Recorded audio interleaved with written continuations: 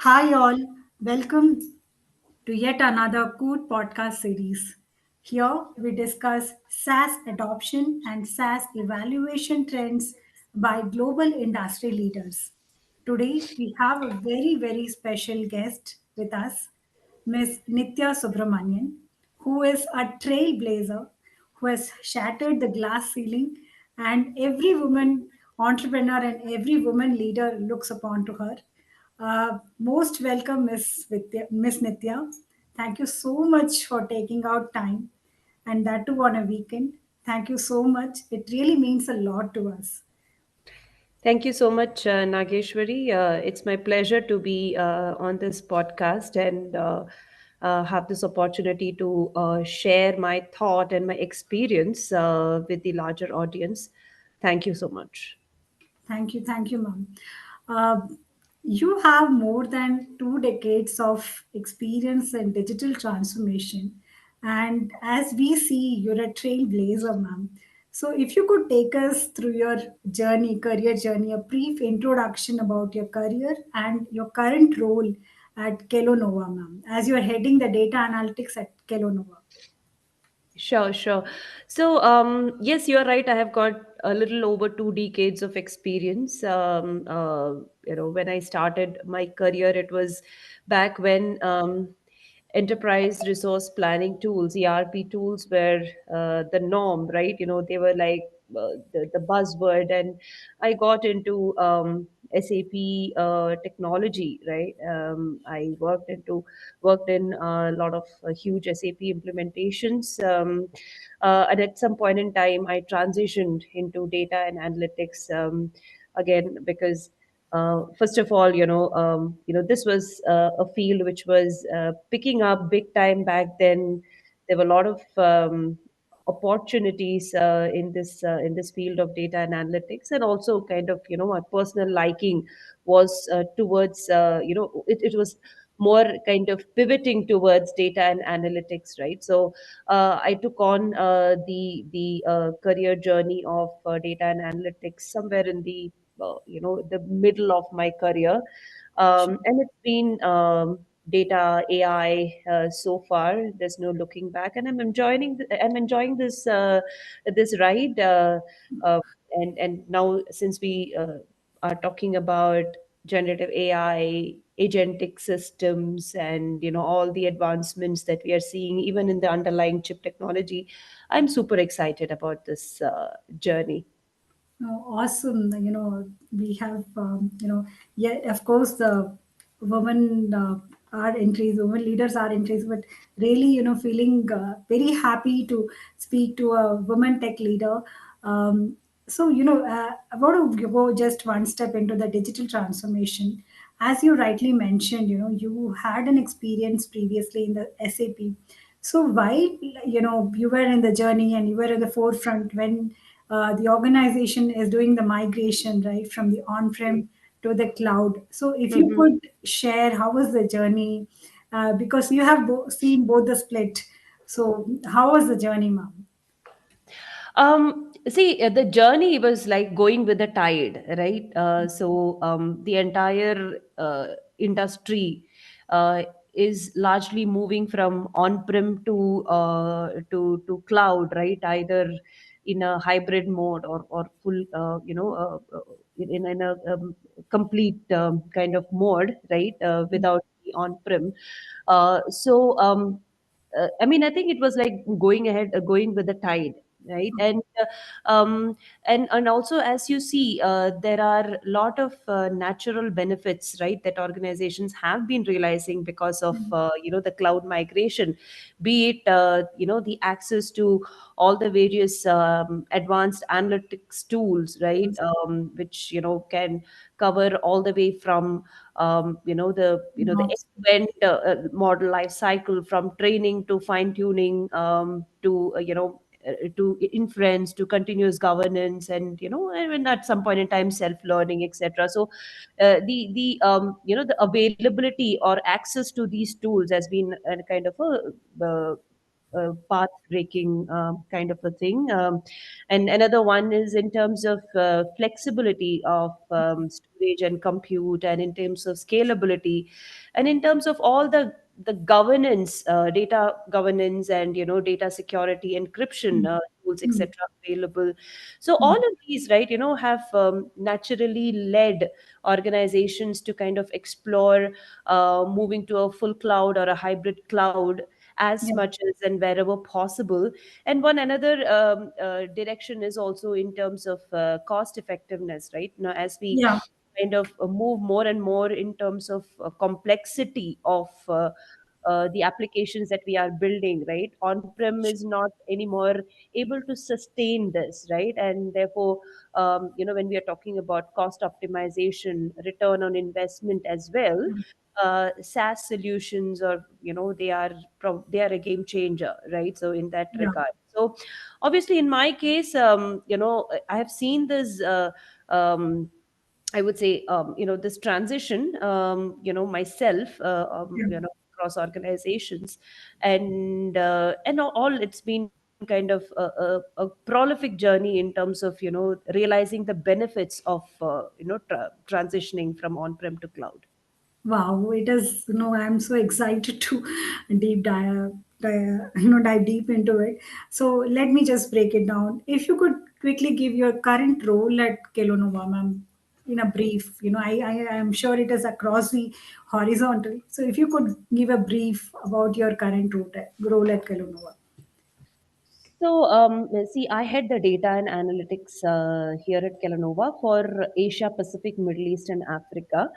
Now, this is one of the four regions Yeah. that Kellanova has, and really complex in terms of the geographical spread, in terms of cultural, differences Mm, across the length and breadth of this region, and also in terms of the product portfolios, in terms of go to market strategy, etc., right? So which means that there's a tremendous amount of role that data and analytics has to play mm, in this complex ecosystem in order to drive effective decisions, right? mm, And therefore, I'm thoroughly enjoying whatever I'm doing right now, and it's highly impactful in terms of whatever we are delivering.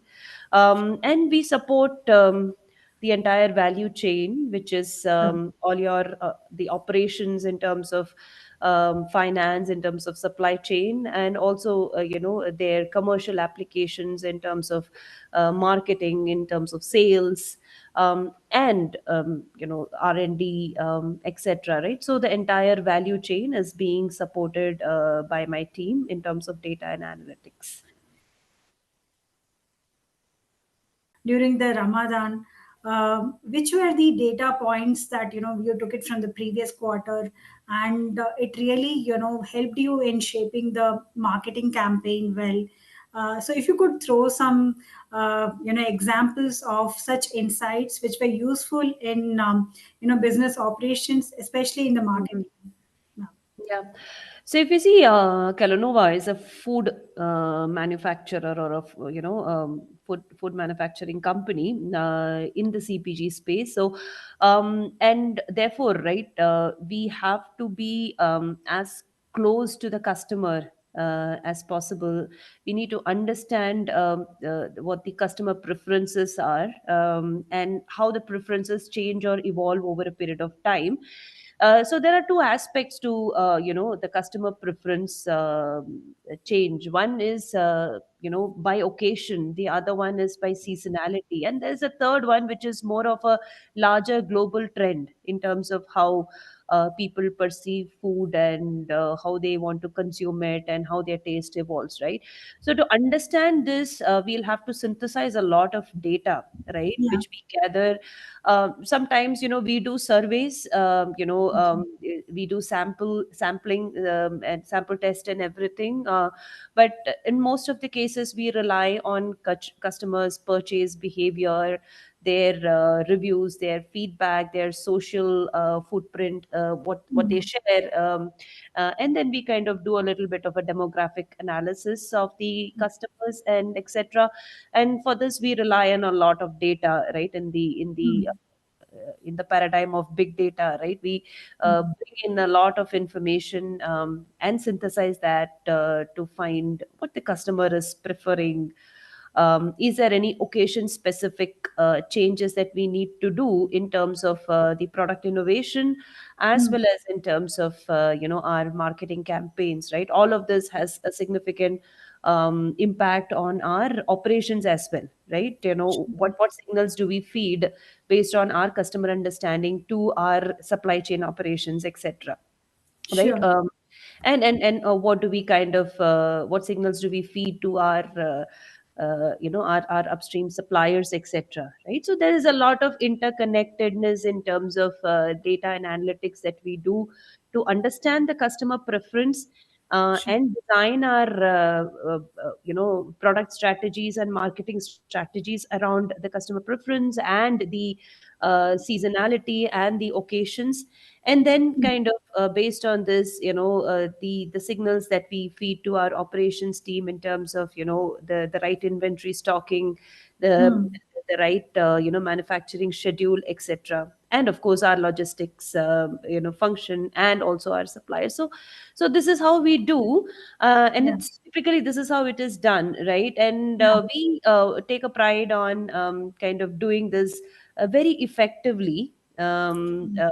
and staying ahead of our competition in that terms. Super. No, no, that's very interesting.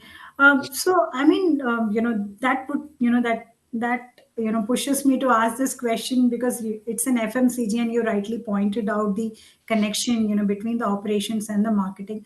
Now, how do you deal as any FMCG data analytic persona will be facing this? I want to understand from you, ma'am. How do you face the challenges of tertiary data? How do you measure the tertiary data? And how do you come? I mean, how is Kelonova overcoming with the D2C brands? Is it that you partner with them instead of competing? So, if you could throw, how do you overcome the challenge of tertiary data maintenance? Ma'am? Right. So, as you would have gathered from what I said, data is a huge part of what we kind of use in order to uh, derive these insights. And there is a lot of data. Something that a part of it is what our transactions generate, right, in our Mm. on-prem systems. And there is a part of it which we have to kind of procure from outside data Yeah, providers, and this is typically related to things like the point of sales data, yeah, you know, uh, shopper panel data, and also all the yeah. social network data, etc. Right. So there is a huge reliance on that, right, for Mhm. us. And this throws open a Pandora box of problems, right, in terms of Mm. data governance, data storage. We need to ensure that we only store and use as much data as we need for Mm. say building an application and then Mm. running it, right? And at the same time, we store it in the most secured fashion, Mm.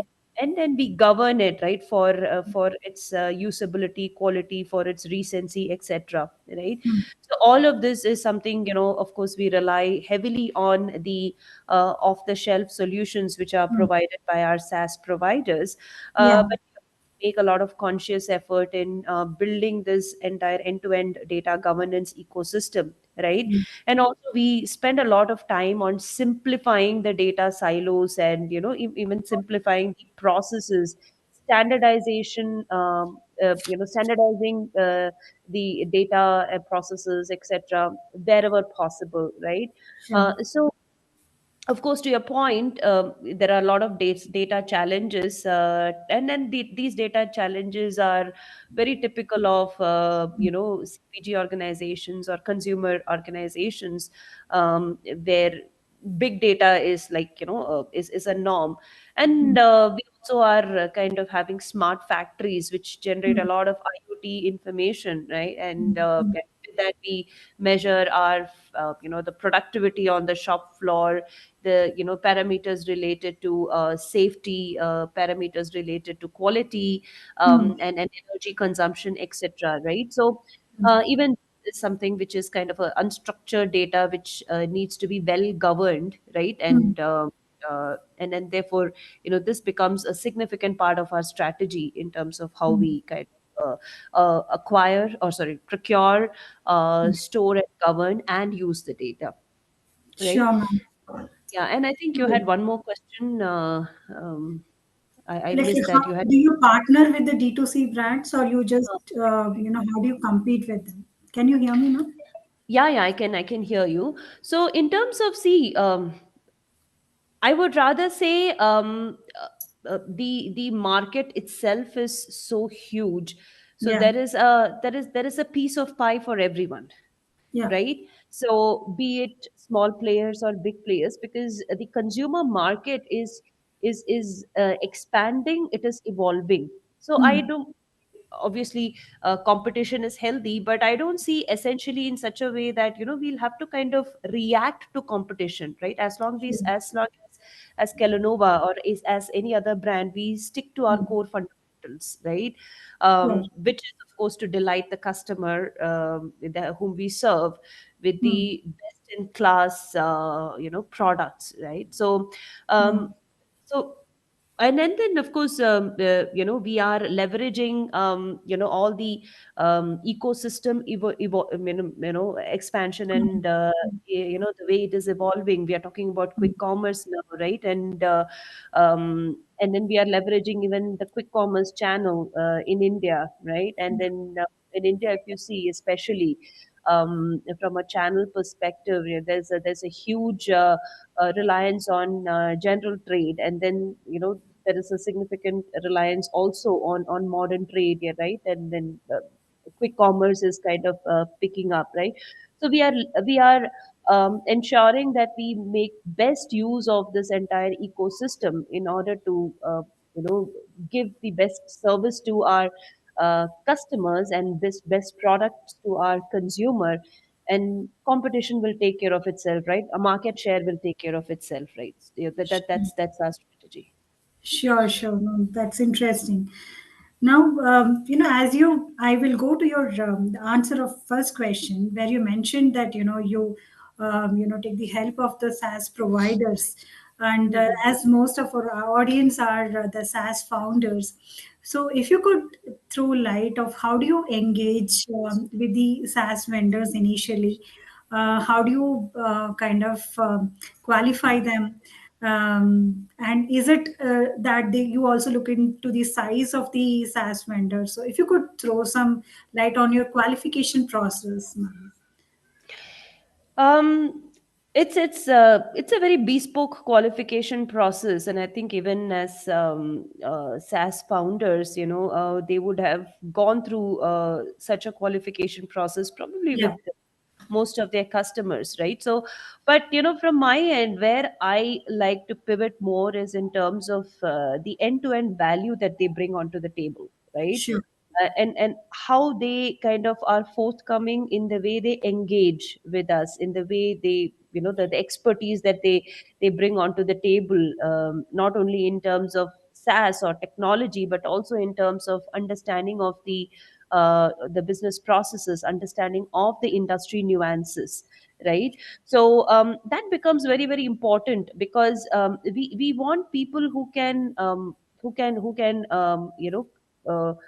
I would say, plan and execute the entire journey end to end for us in terms of Mm. engagement, not kind of be, I would say, pieces of the puzzles, or blocks Yeah. of a Lego, right?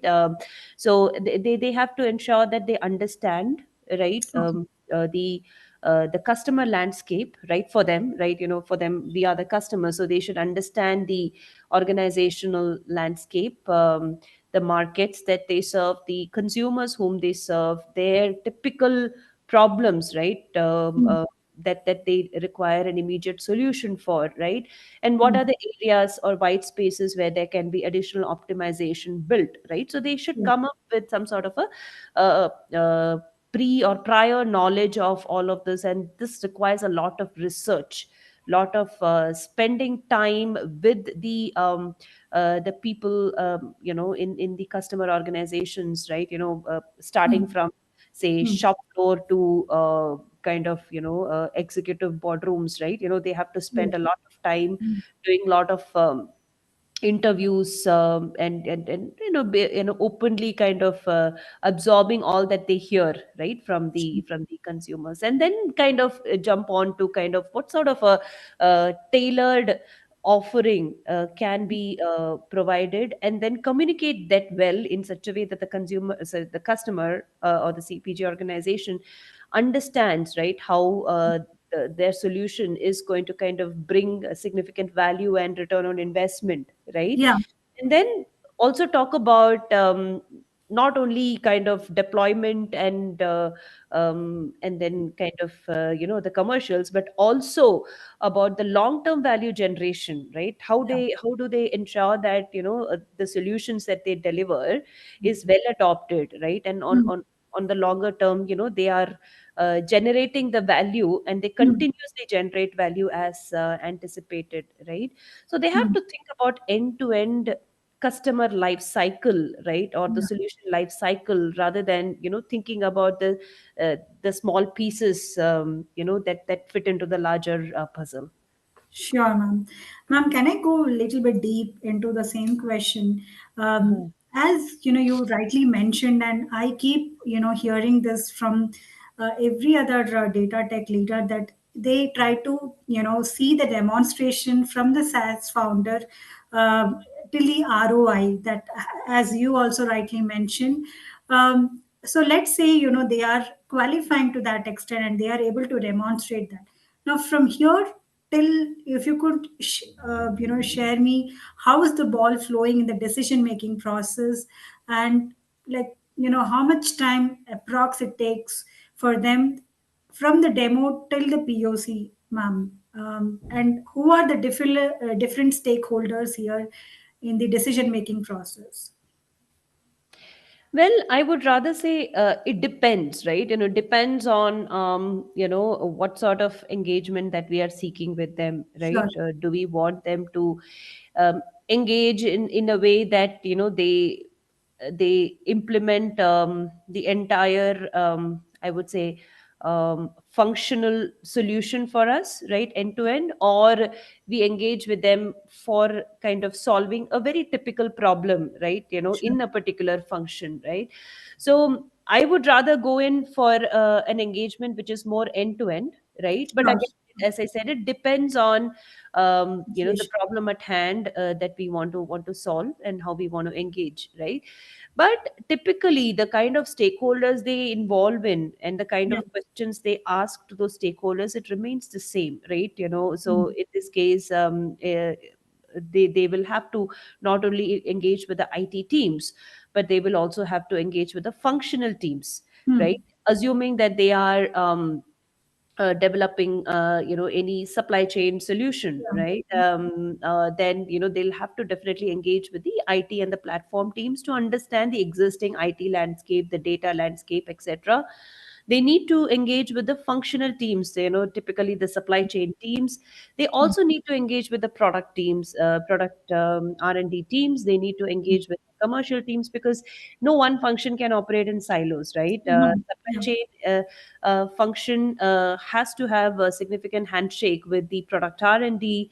It has to have handshake with the sales and marketing functions, etc. So they'll have to kind of do a lot of talking to those significant part of stakeholders.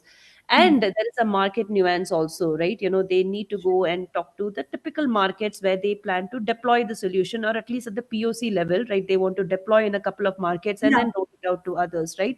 So they need to understand the market nuances, right? Sure. And in future, if they want to roll out the solution, right, Yeah. and what sort of I would say modularized way of implementation they can undertake Yeah. in order to kind of build a standard template, and then kind of go about building the market specific nuances. So they'll have to talk to an umpteen number of stakeholders, right, in order Mm. to kind of accomplish this. Sure. And actually, in fact, you preempted my question. So it is like it is getting influenced to the other geographies also, ma'am. I mean, Yeah. if you kind of test it in one particular SBU, and it is implemented and replicated in the other units also. Is it happening? Yes, yes. Yes, Okay. yes, and that's how it works, right? That's how we kind of generate, kind of the best value out of the money that we invest, right? Uh, Sure. because it's going to be a huge technical debt if you kind of have different solutions for different geographies, right? So Sure. it's always better to drive as much standardization as possible, but also with the understanding that you cannot have a fixed template that you can just give it to different industry sorry different markets, because then the Mm. adoption is going to be very low, Mm. and the markets will kind of develop their own solutions, and they will not use whatever you are delivering. So you'll have to be very mindful Sure. that as much as possible to reduce a technical debt, you create a certain base template of the solution and then kind of work along with the markets to kind of add those market specific nuances to it. Sure. No, I'm actually getting so many questions, but I'll restrict to only one question here. Now, let's say you said that they'll have to work with multiple teams, right? IT and operations and the supply chain. Now, let's say that somebody is coming from Gen AI or AI or even FinOps for that matter. So, who champions it internally, ma'am? Is it the data analytic persona who takes it to the IT, or it is the CIO who takes the call? So I'll just end this aspect with this question, ma'am. I'll shift the gear. No, I think this is a very good question. See, usually the decision is taken kind of equally between business and IT, right? Okay. Um, in any see, we are a CPG organization, right? We are not an IT service provider, so we our IT department has to work hand in glove with the business functions, right? Mm. Markets, right? So any decision on what solution to deploy and how to engage with the Mm. service providers or system integrators, etc., is kind of a joint decision between IT, the business, and the market, right? And Sure. usually, in organizations like us, which are heavily dependent on the markets for for funding, right? Yeah. Because our PNL is there, right? We don't own any right? We are as much as a cost center trying to become a profit center, right? So Sure. whereas the PNL is with the market, so they need to be extremely convinced that we are picking the right problem statements, right use cases. They have to be extremely convinced that we are Okay. engaging with the right partners, right? So therefore, their deep engagement is something which is very essential. They are the ones who need to buy into the solution. They are the Okay. sponsors, need to adopt to the solution, right? So IT cannot operate in silos, definitely, in these Okay. in making these Yeah. decisions. Sure. No, no, thank you so much. I mean, I thought that I'm asking so many, but thank you so much for, breaking it down so clearly for us, ma'am. Shifting the gears, you mentioned about SIs, right? So how is the relationship with the SIs? Are they also, other than just integrating the solutions, are they also recommending you the latest SaaS tools in the areas of Gen AI or AI? If yes, are they not stopping only till the recommendation and they are going one step ahead and installing it and even monitoring it? So how is the relationship with the SI? If you can throw some light on that, ma'am. Yep. See, it's a hyper competitive world out there, right? So every system integrator, right, wants to kind of provide a little bit of an extra or a premium Okay. to stay ahead in the game. So, and that way, I really appreciate how they have evolved from being very technology oriented. To kind of coming forth in kind of owning the end to end success of the Mm. engagement, right? Mm. So and then taking responsibility of the end to end success of the engagement, right? So that Yeah. way I see them integrate or engage with us right from beginning in terms of identifying the typical use cases that we need to build, right? Mm. Of course, all the way till helping us choose the right tools, Okay. you know the best solution architecture, the best way of implementing the solution, Hmm. and in terms of change management, and in terms of value measurement, etc. Right? And they take a lot of ownership and responsibility along the way, and they also kind of, as I mentioned, right, they deeply kind of engage with the various stakeholders, right? And Yeah, they are very proactive and forthcoming in that, right? They don't want to take a back seat. sure. They want to kind of drive this whole engagement to success with us, right? With Sure. as much stake Hmm. as we have in it, right? And then again, this is of course also in reaction to the hyper Hmm. competitive Yeah, world out there. But as I mentioned, right now, this kind of a um, deeper collaboration is kind of benefiting us as well as them, right, in getting more incremental business. sure. Ma'am, as you rightly mentioned, it is a hyper competitive environment. How do you now, how do you select an SI? Is it only you deal with only the big players, or, you're also collaborating with the medium SIs? If yes, again, on what basis are you selecting them? Right. See, our procurement strategies are pretty clear, right? We want to engage with multiple SIs, right? And Okay. then we are not very particular about the size. We are only particular about the value that they bring, right?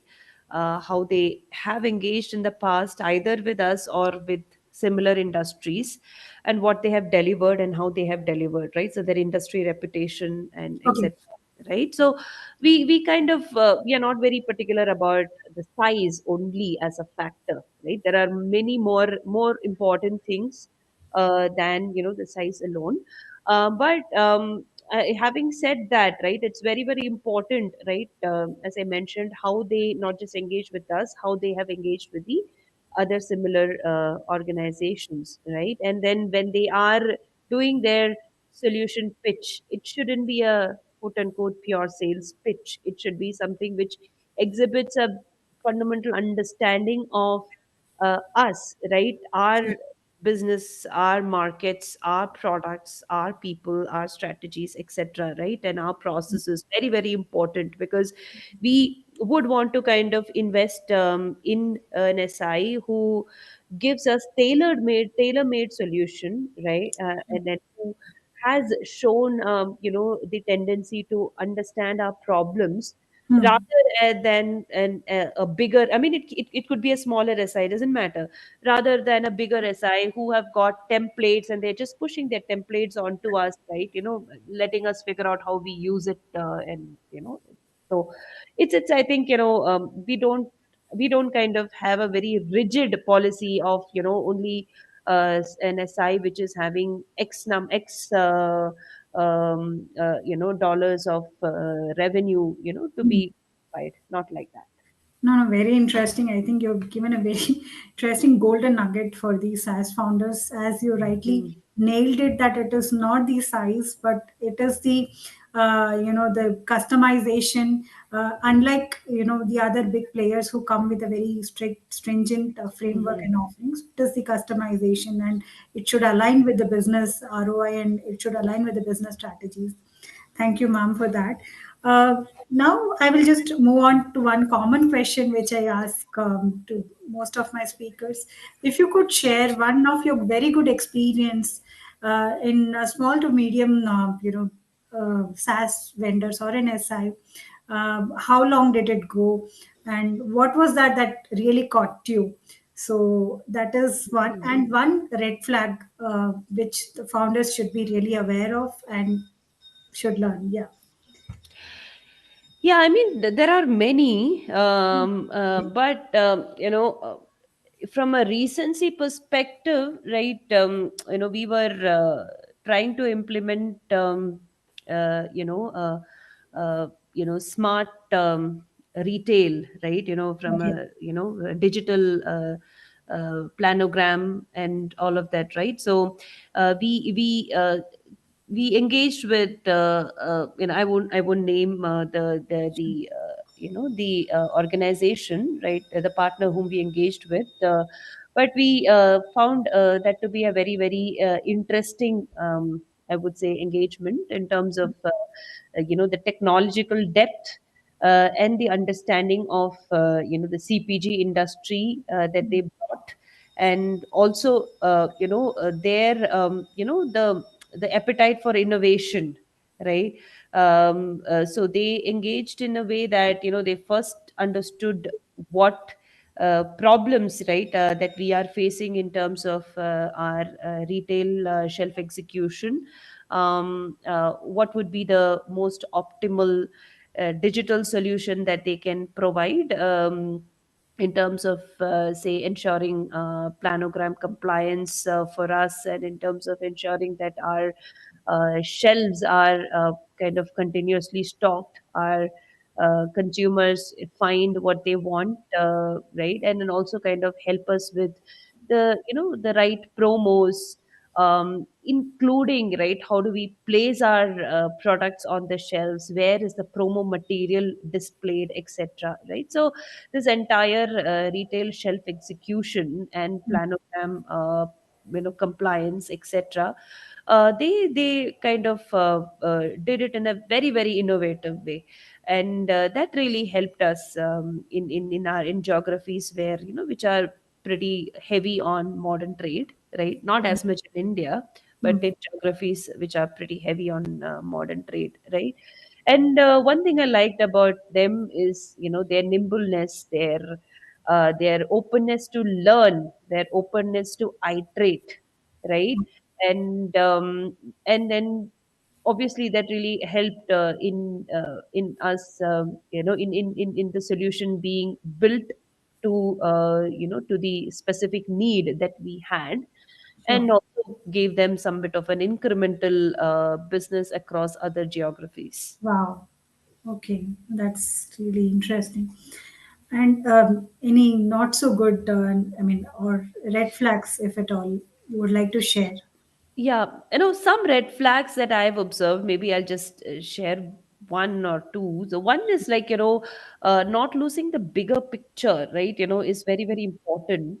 So, lot of these smaller players, right, I would rather urge them to think a little uh, bigger than the area that they operate in, right? So for example, if you start off as an organization that will say, supply chain, within supply chain, maybe forecasting solutions, right? You say that we have got a good model that does very good forecasting, but then don't stick to that one small aspect that you started with, right? You'll have to think bigger in terms of how do you kind of solve for bigger supply chain problems, end to end supply chain problems, right? Can you also not think about automating the entire IBP process for the supply chain organization? Can you not think about also kind of having a lot of feeders and integration with, say, the marketing functions, or the product R&D functions, right? So I think doing what you started off most effectively is very, very important, but equally important is to kind of see how you can generate more incremental value to the customer, and of course that bring about growth onto yourself, right? So that's very, very important. And the other one is, I would rather say, in terms of adoption to technologies, right? I know it's a little bit um, kind of I would say a difficult proposition when you are a smaller organization with shallow pockets. But I think, given all the advancements in technology, in terms of hardware, in terms of very, very, if I would say, efficient models, right, etc., the cost of leveraging technology is kind of reducing. So kind of make the best use of technology which is available out there, right? Let it not be a game for the big boys. Just just Mm. yeah, find Yeah. your game in this entire thing, and then use generative AI, and use all the various aspects like agentic systems, Mm. right?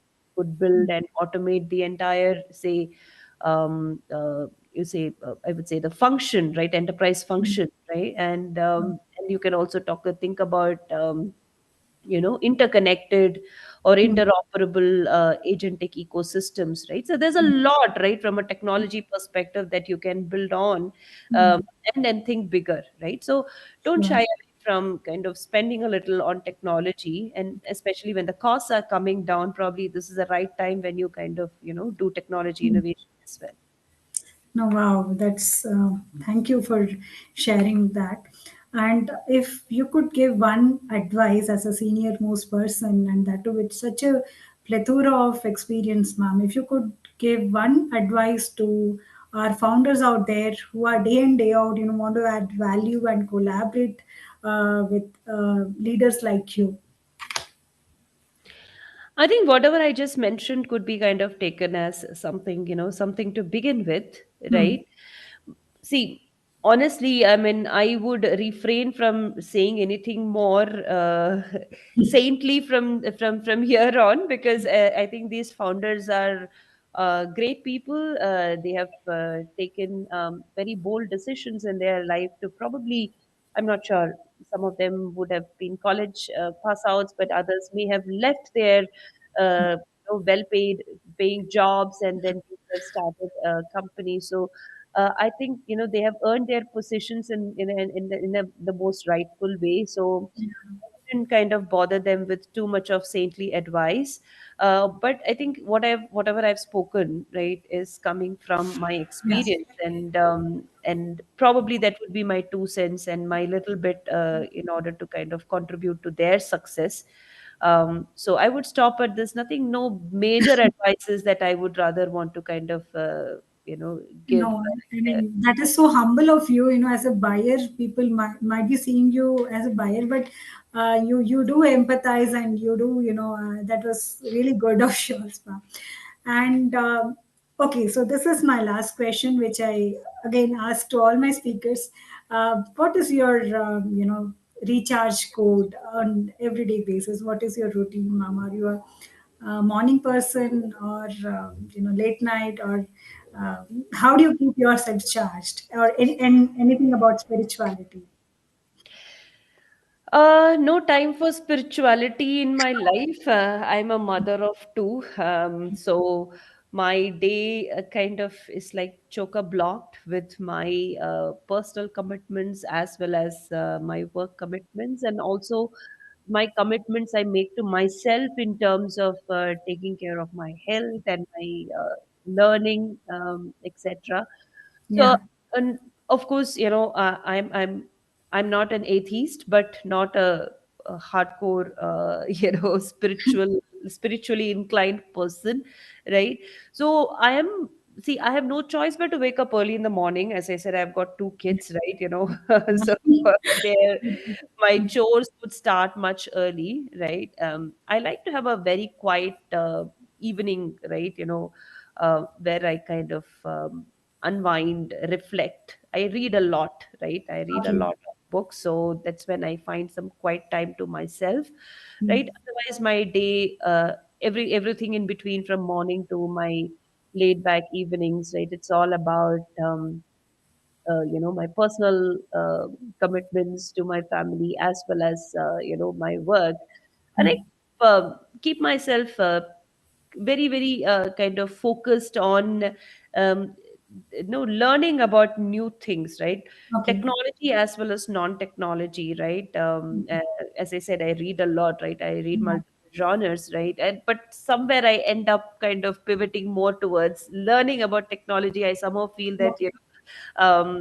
wherever I go, I kind of come back to this my home, right? Home Okay. turf, if I may, right? Which is Yeah. technology. And then why not, right? Yeah. This is kind of moving in such a fast pace that if you don't keep yourself abreast with it, right?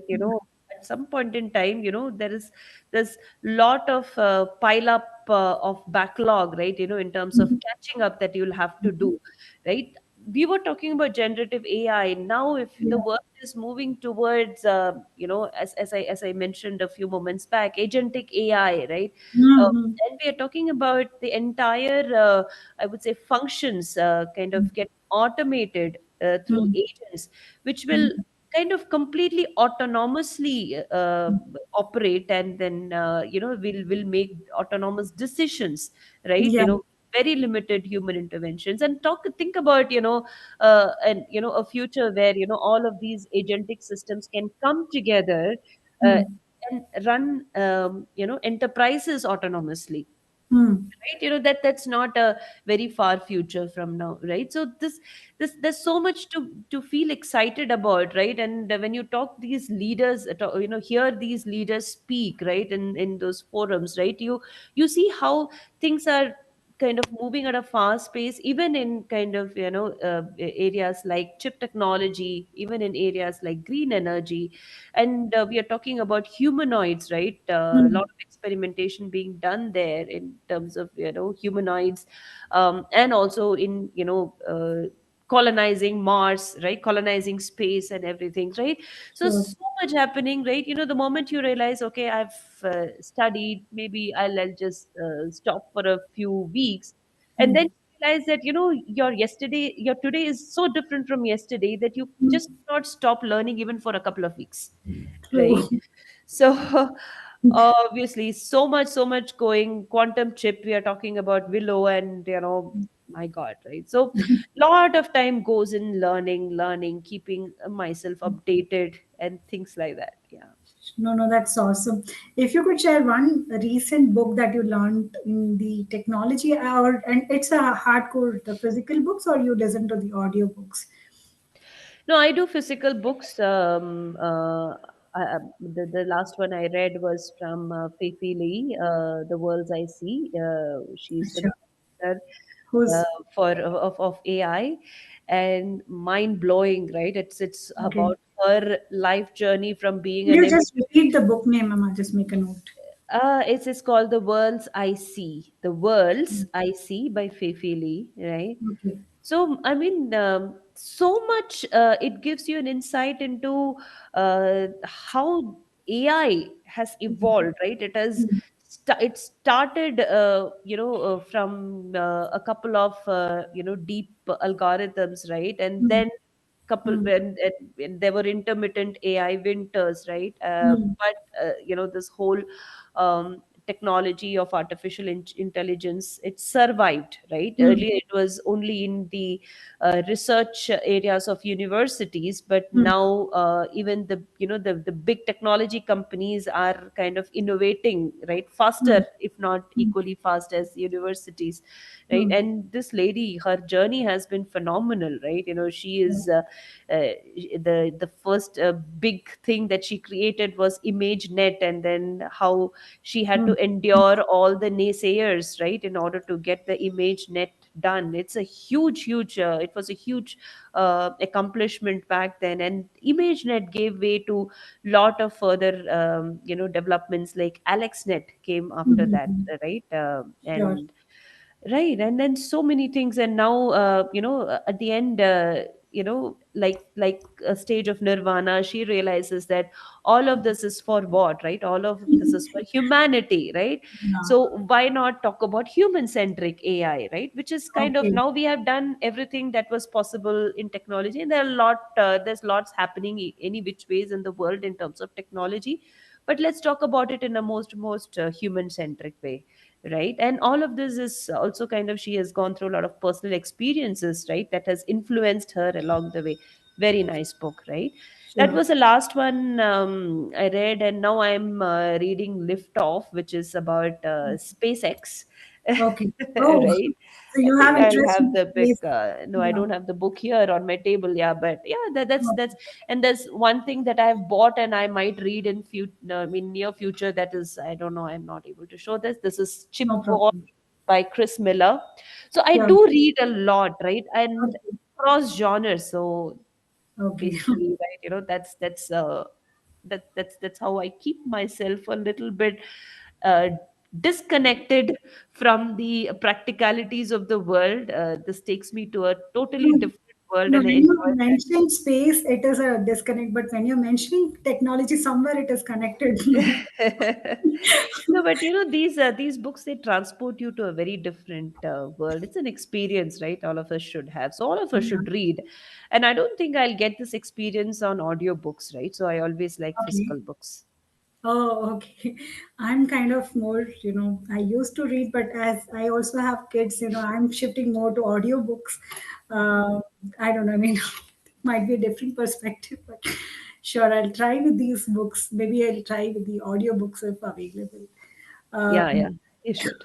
Sure. I think we have come to the end of the session. Can't thank you more, ma'am. Thank you so much for your inputs and breaking down our questions so beautifully well. Thanks again, and I'm looking forward to host you more in My maybe pleasure. technology specific topics more upcoming. Sure. Thank you so much, Nageshwari, for this wonderful opportunity. And I wish good luck to all the SaaS founders. Yeah. Thank you. Thank you. Thank you, ma'am.